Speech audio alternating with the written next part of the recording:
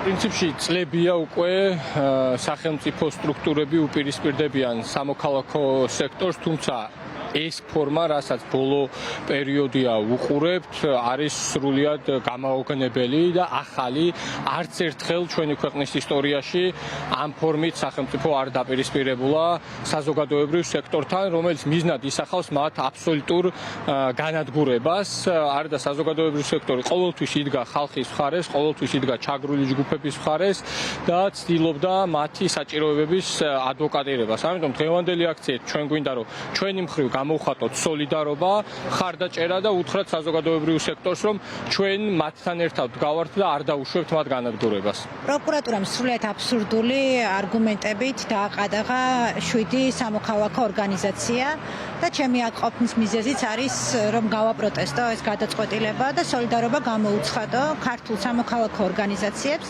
რომლებიც ემსახურებიან საქართველოს და ქართული საზოგადოების ინტერესებს, იცავენ მათ უფლებებს და მათ საჭიროებებზე ზრუნავენ.